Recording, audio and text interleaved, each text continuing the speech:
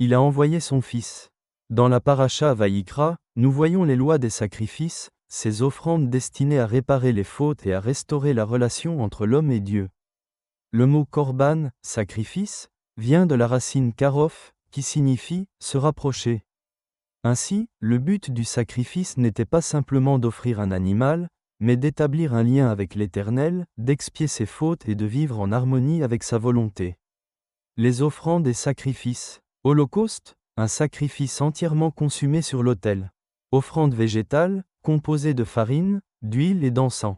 Sacrifice de paix, une offrande partagée entre Dieu, le prêtre et celui qui l'offre. Sacrifice pour le péché, destiné à expier les fautes involontaires. Sacrifice de culpabilité, concerne des fautes spécifiques, comme l'appropriation illégitime de biens sacrés.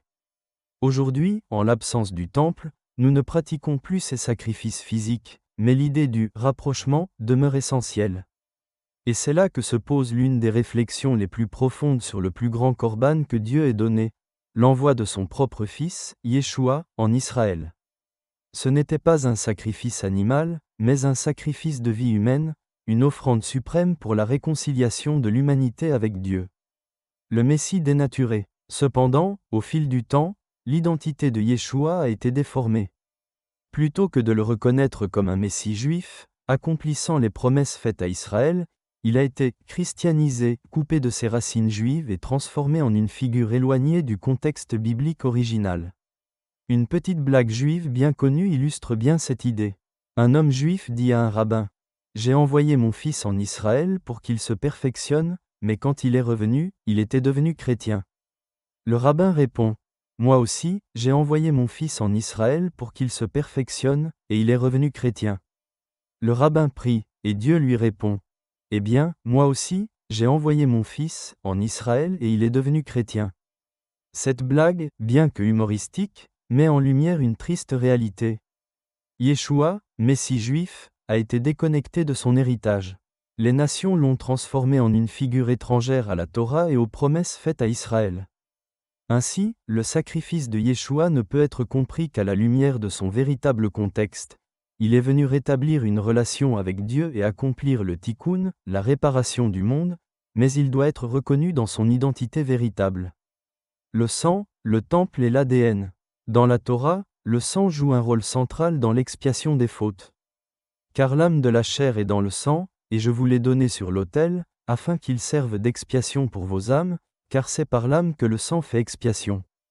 Dans le temple, lors du korban hata, sacrifice pour le péché, le sang de l'animal était aspergé 7 fois devant le voile du sanctuaire, montrant que la vie offerte servait à restaurer la relation avec Dieu.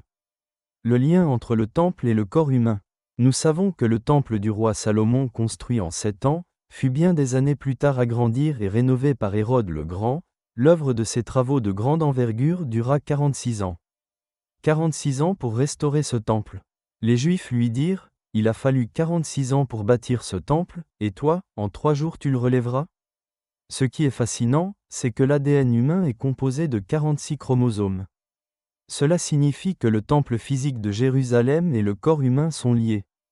Notre âme a besoin d'être restaurée pour retrouver sa beauté. Le temple est une image du corps humain, et inversement. Le chiffre 46, qui correspond au nombre de chromosomes dans l'ADN humain, nous rappelle que chaque être humain est construit selon un plan divin inscrit dans son corps. Yeshua, en tant que deuxième Adam, possédait lui aussi cet ADN humain, mais il était sans corruption, car il était conçu par l'Esprit de Dieu. En lui, l'ADN parfait de l'homme originel était restauré, sans l'altération du péché. Lorsqu'il parle du temple de son corps, il fait référence à une reconstruction non seulement physique mais spirituelle. De même que le temple terrestre a été détruit et relevé, notre être, marqué par la chute, peut être restauré en Yeshua. Lorsque nous nous unissons à lui par la foi, son œuvre transforme notre être intérieur. Le temple de notre corps devient un sanctuaire où réside la présence divine. Le korban de Yeshua, son sacrifice, agit comme un renouvellement spirituel. Il purifie, sanctifie et réoriente notre essence vers l'harmonie divine. En lui, notre ADN spirituel est réparé, et nous retrouvons notre véritable identité en tant qu'enfant de Dieu. Adam fut créé comme un temple parfait, porteur de la présence divine. Mais par la chute, l'humanité s'est corrompue. Yeshua, en tant que second Adam, vient restaurer ce temple originel. Dans la tradition juive, le temple est vu comme une réplique du cosmos, une réflexion du corps humain et une manifestation de la présence divine sur terre.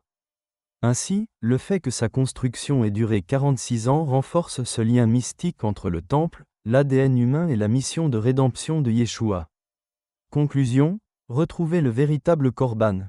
Les corbanotes du temple servaient à restaurer la relation avec Dieu. Aujourd'hui, cette connexion se fait par la présence de Yeshua en nous, qui devient le véritable temple de Dieu. Mais pour que ce korban soit reçu comme une véritable offrande à l'Éternel, il doit être compris dans son contexte original. Yeshua est le Messie d'Israël. Son sacrifice est juif, enraciné dans la Torah et les prophètes. Il ne peut être transformé en une offrande romaine déconnectée de son origine. Ainsi, notre relation avec Dieu ne peut être authentique que si nous reconnaissons Yeshua dans son véritable héritage.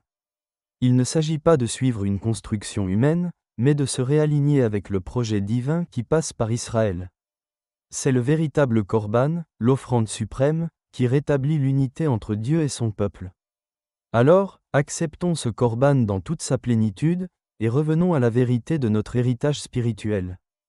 Et recevons la restauration et la guérison du corps et de l'âme car cette paracha nous offre un temps de miracle pour être réparés et restaurés de l'intérieur. Shabbat Shalom, L. B.